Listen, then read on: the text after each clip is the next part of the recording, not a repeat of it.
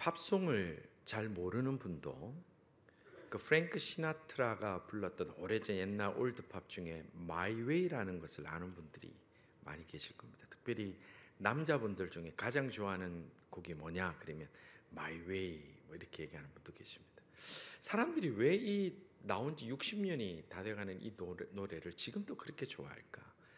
왜냐하면 그 가사를 보면, 제목부터 여러분도 아실 수 있지만 그 가사를 보면 한 남자가 이제 그 파이널 커튼을 닫을 때가 되었을 때, 이제 인생을 마칠 때가 되었을 때 자기의 인생을 돌아보면서 나는 이렇게 살았다, 나는 나의 방식대로 나의 길을 걸어왔다라고 그렇게 담담하게 고백하는 그 가사의 내용이 마이웨이 가사이기 때문에 특별히 남자분들이 참 이 노래를 좋아하고 또 많은 분들이 지금도 좋아합니다.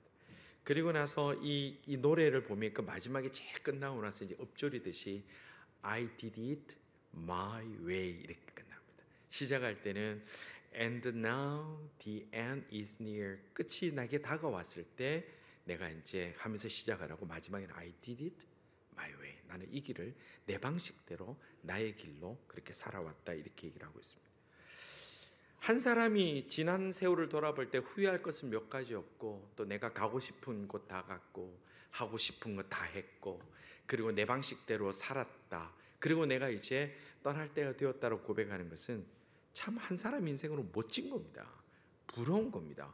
얼마나 멋있습니까? 그렇게 얘기를 할 수 있는 것은 참 부러운 겁니다. 자, 그런데 우리가 여기서 하나 생각할 건 뭐냐면, 우리도 이렇게 고백하는 것이 멋진 인생의 마무리가 될 수 있는가 하는 것입니다. 하나님께서 우리에게 생명을 주시고 우리에게 건강을 주시고 우리에게 믿음을 주셨을 때 하고 싶은 거 다 하고 가고 싶은 데 따라가고 우리가 원하는 방식대로 살다가 그래 나 이제 마지막 커튼을 닫겠다 그리고 떠나는 것이 하나님이 우리에게 주신 생명을 주신 그 목적일까? 그리고 우리가 그렇게 살았다고 해서 나는 만족한다고 얘기할 수 있을까 하는 문제입니다. 오늘 본문에 보면 우리가 이런 고백들을 하는 것은 인생의 참 귀한 고백이지만, 우리가 하나님 앞에 생명을 받고 그리스도인으로 살아가는 우리들이라면 이런 고백보다도 훨씬 더 위대한 고백이 있다는 것을 오늘 본문이 우리에게 말씀해 주고 있다는 겁니다. 오늘 이 위대한 고백은 사도 바울을 통해서 우리에게 말씀해 주고 있는데, 오늘 본문 이 사도행전 이 20장 말씀은 뭐냐면, 이 사도 바울이 이제 3차 전도 여행을 마치고 예루살렘으로 돌아가는 길에 그리고 밀레도라는 항구에 도착합니다. 이 밀레도라는 항구는 에베소 남쪽에 있는 항구인데 멀지 않는 곳입니다. 그래서 이 사도 바울이 이 밀레도라는 항구에 있으면서 에베소가 가까이 있지만 그곳에 3년이나 목회했거든요. 거기 가지는 않습니다. 왜냐하면 거기 가면 시간이 너무 소요될 것 같으니까. 3년이나 목회한 곳이니까 거기 가면은 또 많은 분들이 뭐 초청을 하고 얘기를 나누고 하다 보면 예루살렘으로 돌아가는 길이 좀 걸릴 것 같으니까 가지 않고 밀레도에서 사람을 에베소로 보냅니다. 그리고 에베소에 있는 장로님들을 밀레도로 내려오라고, 그래서 거기서 만나자고 초청을 합니다. 그리고 찾아온 장로님들에게 이제 고별 설교, 자신이 지나왔던 3년의 사역과 그리고 이 사역이 긴 그 여정들의 그 과정들을 정리하면서 이들에게 고별 설교를 하고 있는 내용이 오늘 읽은 본문의 말씀입니다. 사도 바울은 그들 앞에 이 고별 설교를 하면서 내가 했던 사역을 마무리하면서, 내가 지나왔던 시간을 마무리하면서 나의 길, my way는 이런 것이었다라고 서머리해서 오늘 말씀을 주고 있습니다. 그러면 사도 바울이 이 에베소 교회 장로님들을 초청해서 내 사역과 나의 인생을 요약해서 말씀한 그것들이 무엇일까? 어떻게 정리를 하고 있을까? 우리가 그 말씀을 보면 첫 번째로 뭐라고 얘기를 하냐면, 나는 그 살아왔던 그 길들을 걸어올 때 겸손하게 왔다, 스스로 그렇게 표현합니다. 18절 하반절부터 19절 상반절에 보면 이렇게 말씀합니다. 아시아에 들어온 첫날부터 지금까지 내가 항상 여러분 가운데서 어떻게 행하였는지를 여러분도 아는 바니 곧 모든 겸손과 라고 했어요.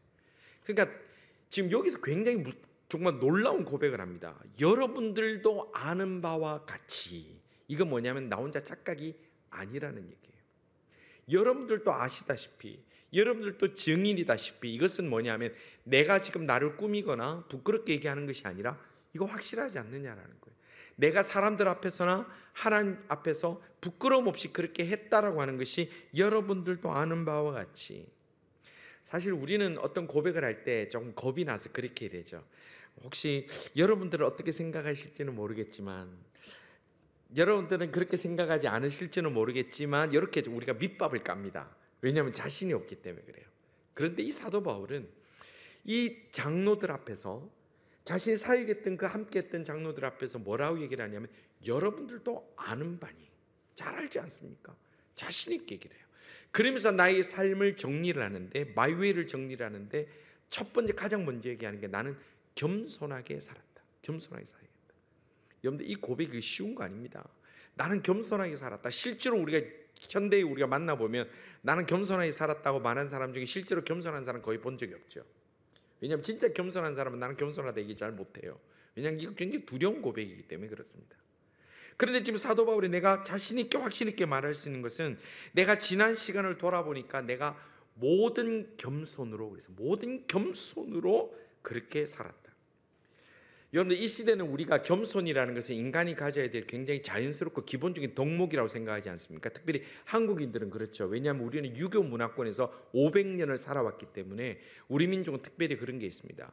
서양인들도 그렇습니다. 기독교 문화 2000년 가운데 그 문화 속에 살았기 때문에 겸손이라는 것은 굉장히 자연스러운 덕목입니다. 인간이 갖춰야 될 기본 자질이죠. 그러나 지금 이 고백을 하고 있는 1세기, 예수님 오신 그때 2000년 전에는 겸손이라는 것은요, 인간이 가져야 될 기본 덕목이 아니었습니다.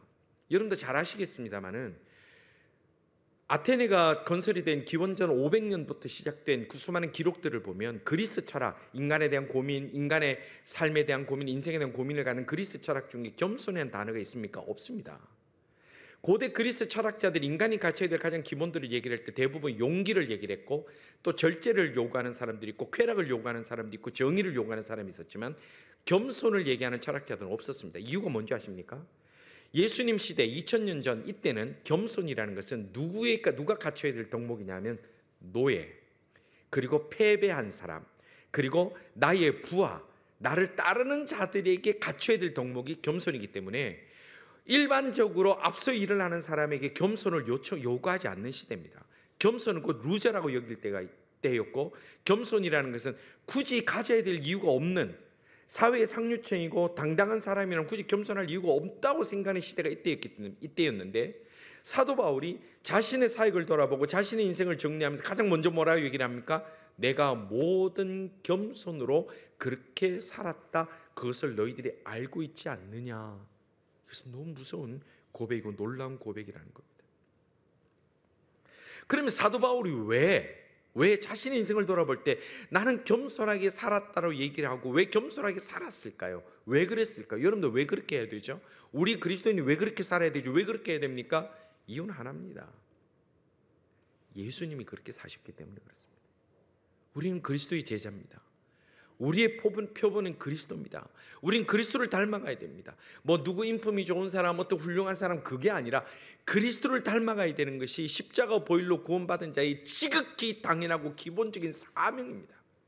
그러면 예수님이 어떻게 사셨느냐가 우리가 정확하게 알 필요가 있는데, 예수님의 삶을 볼 때 그 삶은 겸손한 삶이었다, 그렇게 정리할 수 있습니다. 사도 바울이 그 예수님의 삶을 뭐라고 정리하냐면, 빌립보 교회에 보는 편지에 보면 그가 정리하기를 2장 8절에 보면, 사람의 모양으로 나타나사 자기를 낮추시고, 그 다음 뭐라고 되어 있어요? 죽기까지 복종하셨으니 곧 십자가에 죽으심이라. 이게 예수님의 삶이라는 거예요. 예수님은 하나님이십니다.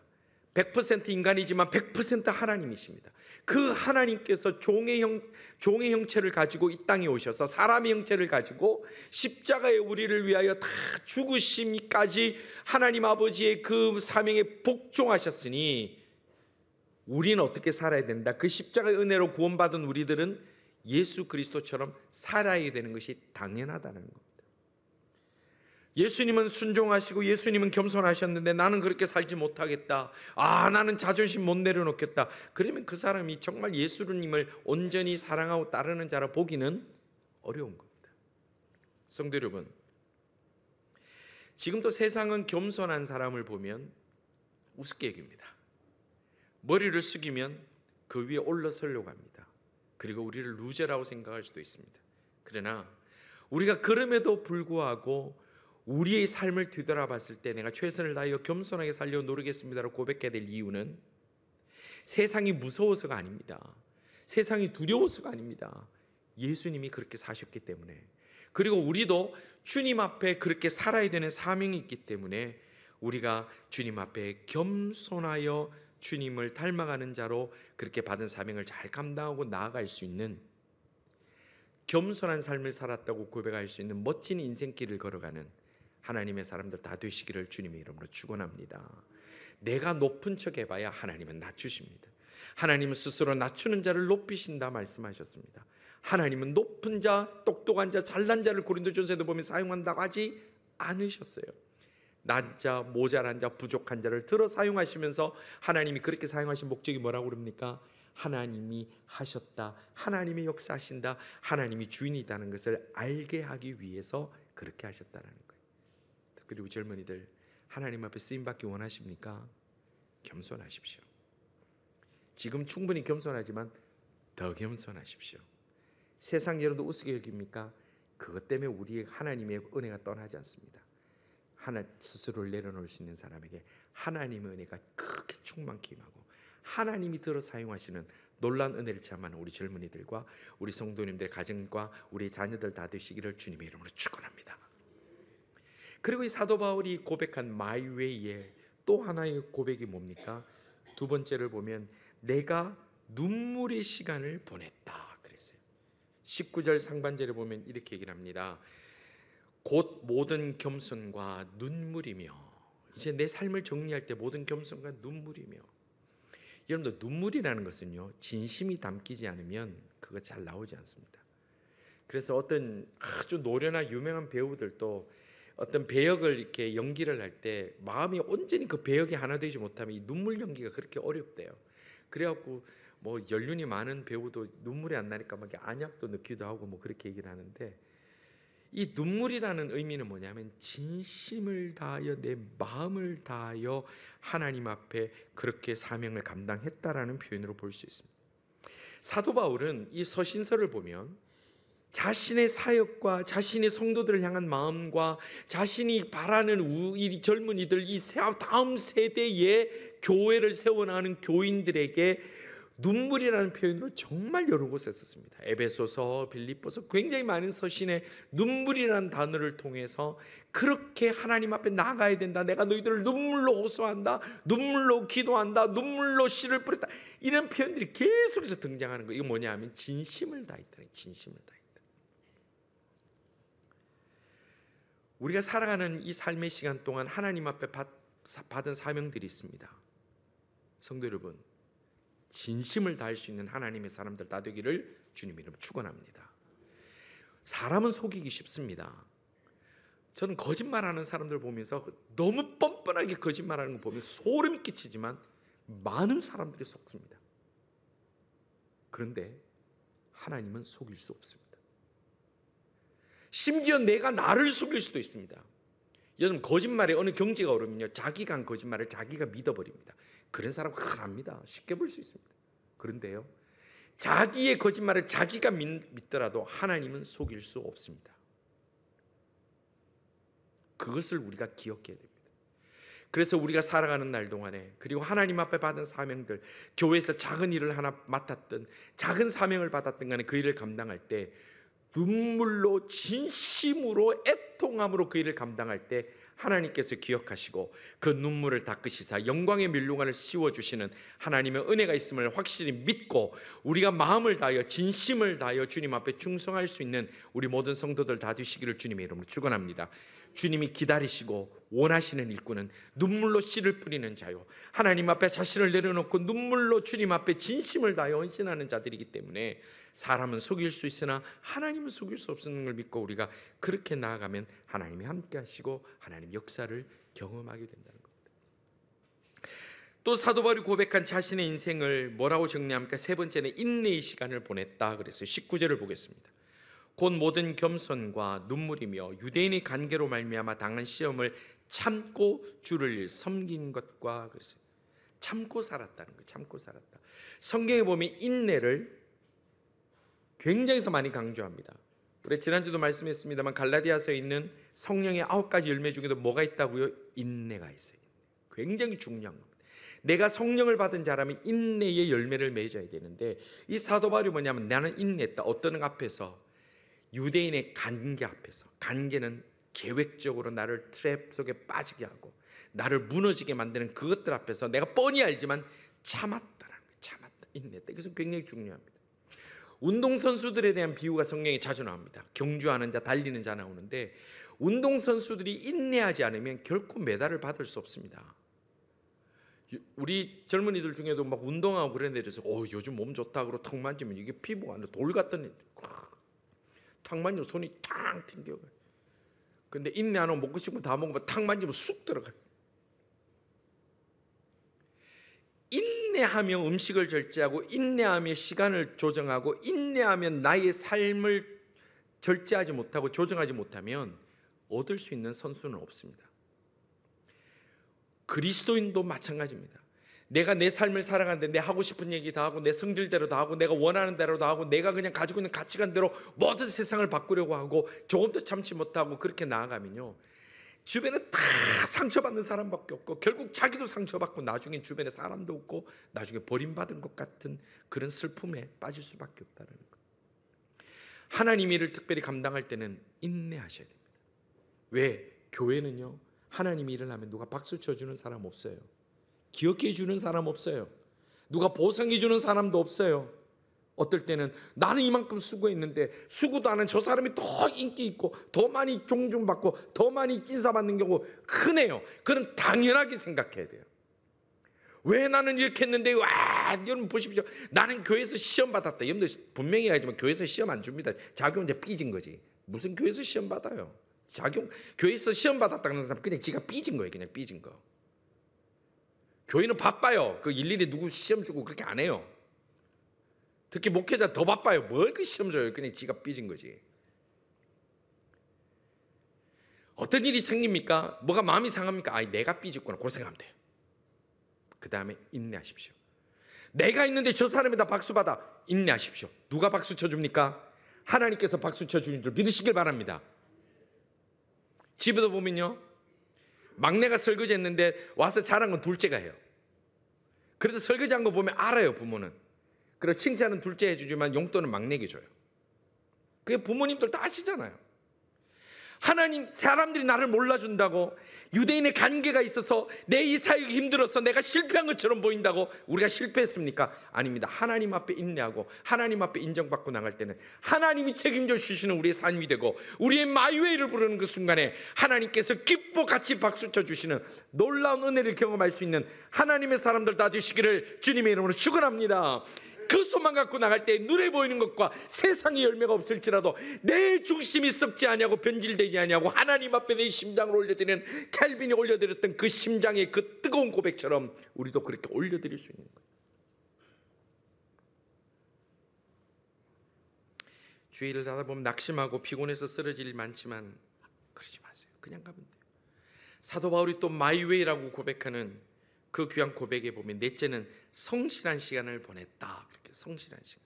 좀 구체적으로 얘기를 합니다. 20절과 21절입니다. 유익한 것은 무엇이든지 공중 앞에서나 각 집에서나 거리낌 없이 여러분에게 전하여 가르치고 유대인과 헬라인들에게 하나님께 대한 회개와 우리 주 예수 그리스도에 대한 믿음을 증언한 것이라. 여러분들 복음을 전할 때 지금은요, 뭐 복음 전한다 큰 문제 없죠. 어제 제가 콘서트 끝나고 이제 다운타운을 갔더니 길에서 뭐 그 이슬람 막 전하는 사람들이 막 수염이 길어가지고 막 책 나눠주고 이슬람 한다고. 그렇다고 해서 그 목숨에 위협하는 사람 없어요. 그렇잖아요. 그럼 우리가 예수 전한다고 우리가 목숨 위험 받습니까? 그런 것도 없어요. 근데 이때는 예수를 전한다는 것 자체가 목숨이 위험한 시대예요. 그런데도 그는 자신의 생명보다 사명을 더 소중하게 여겼어요. 사도 바울이 로마 감옥에 갇혀서 옥중에서 편지를 보낼 때 자기의 삶을 유언처럼 봤을 때 뭐라고 그랬습니까? 내가 나의 달려야 할 길을 다 마치고 나의 생명을 조금도 아끼지 않았다. 이렇게 고백합니다. 지금 오늘 이 고백에도 그렇게 얘기를 합니다. 나는 내가 생명보다 생명을 조금도 아끼지 않고 내게 맡은 사명을 최선을 다했다. 이렇게 고백하면서 이 고백이 지금 누구 앞에서 고백하는 거라고요? 에베소에서 초청받은 에베소 장로들 앞에서 고백했어요. 누구보다도 사도 바울의 그 삶을 잘 알고 누구보다도 함께 사역했던 그들 앞에서 당당하게 나는 최선을 다해서 했다, 난 생명을 아끼지 않고 주의 복음을 전했다 얘기할 수 있는 이 사도 바울의 모습. 그러면서 사도 바울이 이렇게 마이웨이의 노래를 부르고 있는 겁니다. 성도 여러분, 우리가 어느 날 시간이 되어서 우리의 삶의 인생의 커튼을 닫아야 되고 그 끝이 내게 다가올 때에 여러분들 우리의 가족들과 친구들에게 무슨 말을 남길 수 있을까요? 내가 어떻게 살았다 얘기를 할 수 있을까요? 우리가 인생의 끝이 아니더라도 내가 어떤 중요한 일을 마칠 때, 때로는 내가 은퇴를 할 때, 때로는 어떤 상황이 끝났을 때 내가 내 자녀들에게, 내 가족들에게 나의 삶이 이랬다라고 뭐라고 정리할 수 있을까요?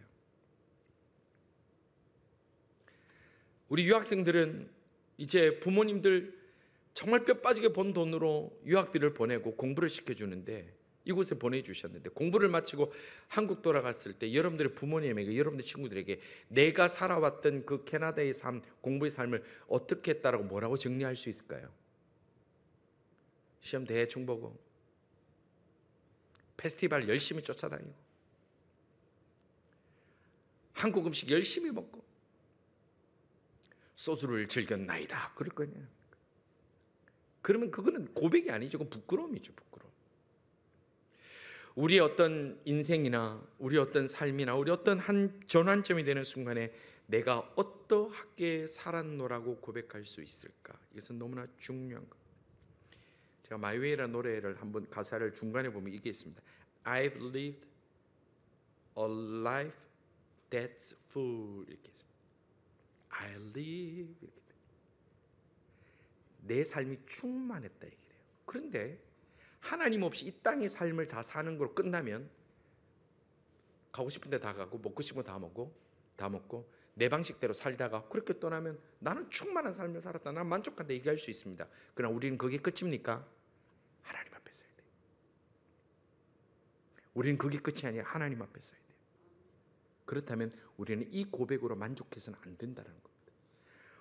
우리의 고백은 오늘 이 사도 바울의 고백처럼 하나님이 내게 생명 주시고 내게 지혜 주시고 물질 주시고 기회 주시고 나를 살아갈 수 있는 오늘을 주셨다는 것은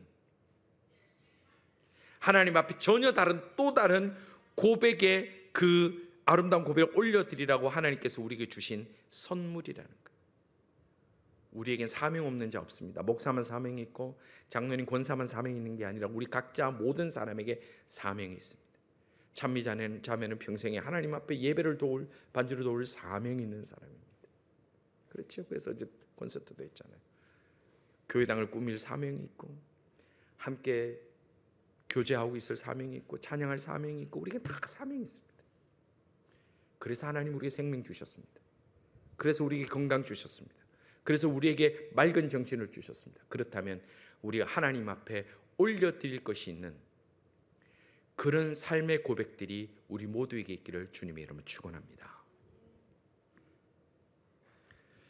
지난 월요일 날 우리 사랑하는 장로님 천국 가셨습니다. 제가 화요일 날 장례식에도 이 얘기를 나눌지는 모르겠습니다만은 권사님이 그 얘기 하시더라고요. 장로님 마지막까지 교회를 그렇게 오고 싶으셔가지고 어떨 때는 옷 입고 나오셨다가 도저히 안 되겠다고 들어가라고 가족들이 해서 그래서 들어가시기도 하고 하루에 3번씩 기도하시고 교회를 위해서 기도해 주시고 그리고 저를 위해서 그렇게 기도를 많이 해주셨대요.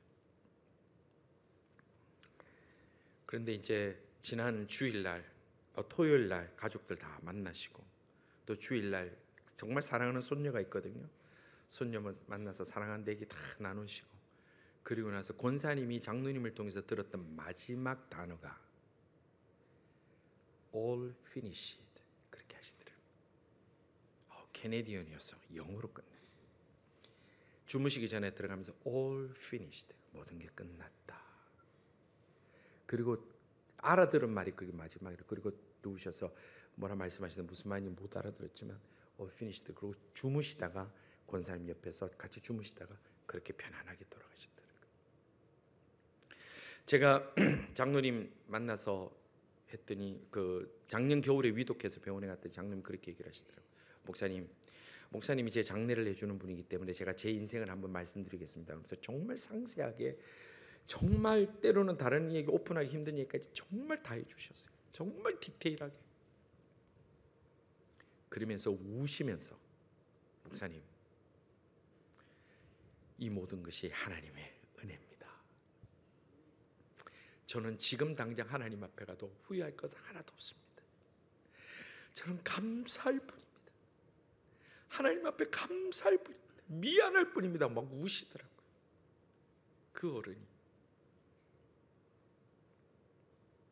몇 주 전에도 가서 손을 잡고 신방 가서 기도를 하는데, 목사님 저 편안합니다.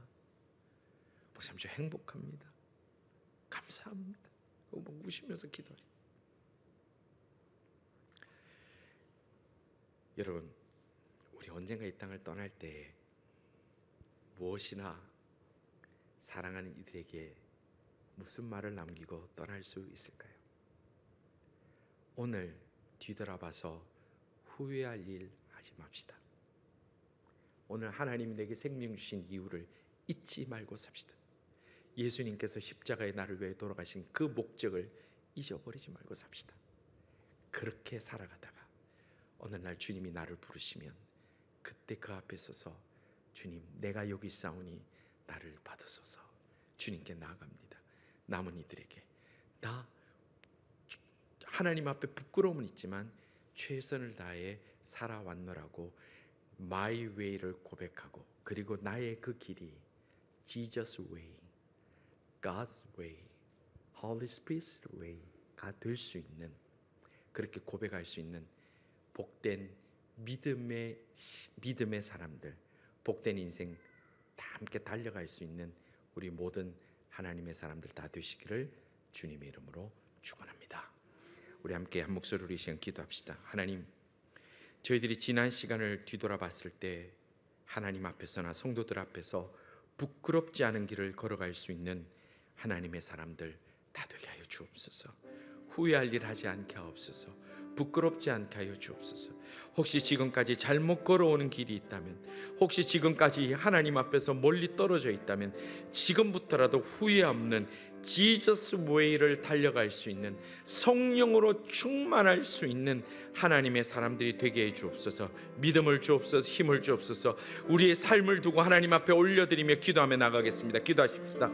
아버지 하나님, 저희들이 어리석어서 마냥 평생이 젊을 줄 알고, 마냥 평생에 늘 내 뜻대로 될 줄 알고 하나님 앞에서 멀어지며, 하나님 앞에서 저희들이 거역하며 내 뜻대로, 너희가 원하는 대로, 내가 가고 싶은 대로, 내가 하고 싶은 대로, 나의 방식대로 살아왔음을 용서하여 주옵소서. 아버지 하나님, 저희들이 원하오니 저희들의 길이 아니라 예수님의 길을 가게 하여 주시고, 제자의 길을 가게 하시고, 헌신의 길을 가게 하여 주시고, 인내의 길을 가게 하여 주시고, 겸손의 길을 가게 하여 주시고, 성실의 길을 가게 하여 주시며, 하나님 맞게 받은 사명의 길을 온전히 걸어감으로 말미암아 뒤돌아서서 후회함이 없는 세상 사람들은 박수 쳐주지 않더라도 하나님이 손들어 안아주시는 그런 삶을 살다가 주님 앞에 갈 수 있는 이들 되게 하여 주시옵소서. 잘못된 길인 줄 알면서도 나도 스스로를 속이며 걸어가는 자 되지 않게 하여 주시며, 오늘 그 길이 하나님께서 기뻐하시는 길인지 바로 확인하며 바로 돌아보며